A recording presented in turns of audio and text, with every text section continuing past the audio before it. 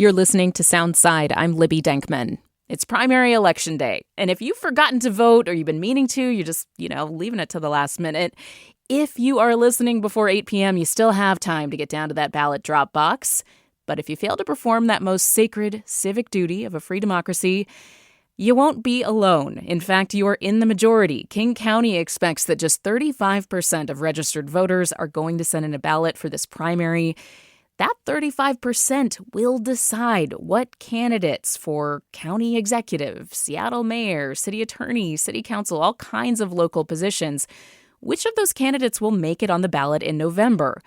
Is that fair when so few voters make that decision for everybody else? And what are the implications of changing that up, moving things around, maybe to, say, an even year election when more people realize there is an election happening? Zoltan Hajnal has looked into this. He's a professor of political science at UC San Diego's School of Global Policy and Strategy. Welcome to Soundside, Professor. Thanks for being here. Thank you for having me. So you study elections here in the United States. First off, why do cities and counties have these odd year, off year elections? So it goes back, 100 plus years. And really, there are two interpretations. One is the sort of call it good government folks wanted to keep local elections away from national contests, wanted the focus to be on local elections.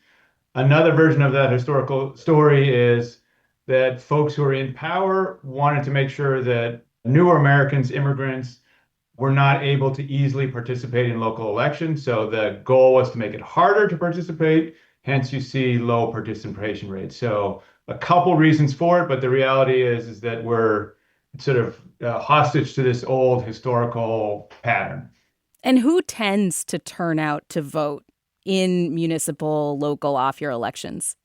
Sure. I mean, it's as you noted, a very small percentage of the population. It's also highly unrepresentative. So more than anything else, the big skew is in terms of age. So older Americans participate in low turnout elections and younger Americans tend not to. That happens nationwide. It also happens in Washington state very much as well. So younger voters in the state, those under age 24, basically don't participate or participate in tiny numbers in these off-cycle elections. They're much more likely to participate in even year, higher turnout contests. So they have much more of a say. So huge skew by age, but also very large skews by race, communities of color, less likely than white residents to participate. And then the working class is also disproportionately sort of left out of the voting population when elections are held in the low turnout years. And, of course, the local elections are often arguably the ones that most directly impact people's lives. Like who is going to be city attorney is going to impact who files misdemeanor charges for the city of Seattle, which, you're more likely to encounter typically than some kind of a higher level federal policy making in your day to day. What does low turnout in local elections mean for policy making on a general sense? Sure. Yeah. I mean, as you say, number one, it's important stuff that we're talking about here. So education, crime, transportation, things that touch our daily lives. What low turnout does is, as you would expect, it sort of skews the outcome of the elections, which then skews the patterns and policies of local government. So we know that in sort of higher turnout elections, those who get elected are more representative of the median resident, the median voter, the median person. And that therefore the policies that local governments enact are out of skew with what sort of the average person wants when you have these low turnout elections, because the voters in these low turnout elections are expressing the views of a small and in some ways unrepresentative subset of the population. So we're moving away from what the people want. We could potentially move closer to what the people want if we could get more people to participate. You favor changing elections to even years. Is that the case? Well, what I'll say is I'll talk about the reality of what it does, and then I'll let individual voters make their own decisions about whether they think it's a good idea. But the idea is to change the dates of local elections from where they are in Washington state, and in an odd year when people often don't know about them and don't vote, and switch them to even years aligned with statewide elections, presidential midterm elections. It makes voting easier in the sense of all the people who are already, say, voting for president just need to click off a box in the ballot a little bit further down for mayor, city council, school board, and whatnot. So it's a lot easier than having to figure everything out just for a odd year local election. The result of that is local turnout skyrockets when local elections are held with even years. So you go from, as you mentioned, 35% expected turnout in Seattle to something closer to 60 or 70% turnout in the mayoral or county elections. So you're doubling, in some cases tripling elections. And you see that in all kinds of different ways. So in Washington state, you have a couple counties, I believe it's Pierce and Clark County, that occasionally hold their local contests in even years aligned with statewide elections. And in those two counties, you have terrible off-cycle turnout. I think it's something like 30% turnout. But in the same two counties, you have 66% of registered voters turning out to vote in the same kinds of contests when they're held on a different day. So it's a long-winded way of saying changing the dates greatly expands voter turnout. And we also know that in greatly expanding voter turnout, we're making the vote much more representative of the public. So if that is something that folks out there want, then they should be in favor of moving to local elections to even years. Let me talk about some of the pushback that we heard from opponents of moving Washington elections, local elections to even years. And, you know, some of that came from the Secretary of State, Steve Hobbs. The legislature looked at this in 2024. The legislature would have to act to allow cities and counties to do this. So that's why they're doing that decision making in Olympia. Steve Hobbs and previous Secretary of State Sam Reed both advocated for the off-year, odd-year elections. And one of the reasons was that they feel like when the local elections are buried after these big-ticket president, Congress, these big money elections, voters get fatigued. They can't pay attention to local elections. They don't really have the capacity to be like, okay, I'm going to decide on my, reasons for voting for the federal races, and then I'm going to really clue into this city attorney race or, clue into this county executive race. They think it leads to undervoting and then also just people not actually knowing what they're voting on in the local elections. What do you make of that? Sure, there's all kinds of ways to, I think, respond to that. And those are like interesting ideas and interesting theories, but they're generally not true. So number one, we have a range of different surveys of local knowledge. So what do you know about the candidates and what they're running on and that sort of thing?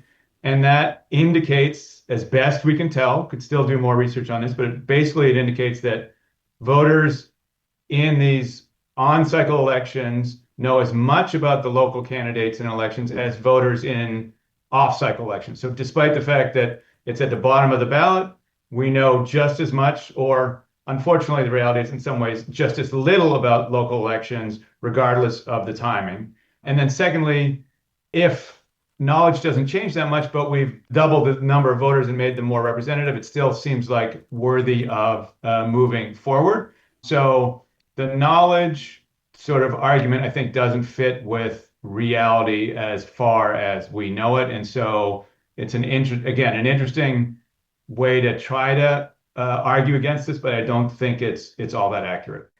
What about for local candidates? I'm watching baseball right now because the Mariners are gearing up to break my heart again this year with making maybe a wild card run or maybe a run at their division. And so when you watch local television, of course, you start to see, as the primary approaches, ads for people running for county executive, ads even for people running for state legislative offices. Now, that kind of TV time would be a lot more expensive in years where federal elections were going on, because, boy, you would see a lot of the presidential candidates and the congressional candidates in those cycles. What do you think about candidates locally who are saying, I don't want to spend so much more money to reach voters. Like right now, we can run local elections and, raise in the hundreds of thousands of dollars instead of the millions. What do you think about that? Yeah, I mean, I think moving these local elections to these on-cycle dates both makes it easier and harder for local candidates. So it's easier in that the election's already happening. There's a lot of activity and action, and the statewide campaigns are active, and so local election candidates don't have to mobilize voters. They're already kind of going to be showing up. So they just have to do a little bit of education rather than mobilization. Secondly, from these surveys that we've done, it looks like people are as knowledgeable about local elections in these on-cycle years as they were in the off-cycle. So they seem to be succeeding. They are reaching the people they're trying to reach. Yeah. Again, I'm not going to say the average American is super knowledgeable about local electoral affairs. They're not, but they're as knowledgeable in even versus off-year elections. And then finally, the work we've done in other states, not in Washington, but in California in particular, shows a couple of things about the patterns in who's running and who wins. So when you move to on-cycle elections, you actually have fewer incumbents winning elections. So there's some kind of decision making by voters about I like this incumbent, I don't.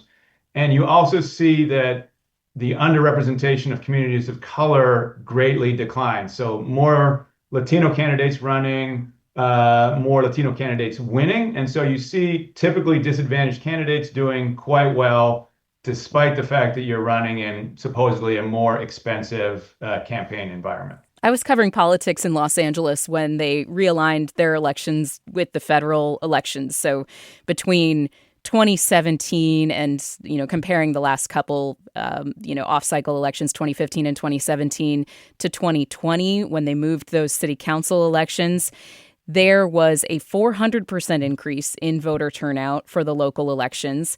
There was also a huge progressive wave.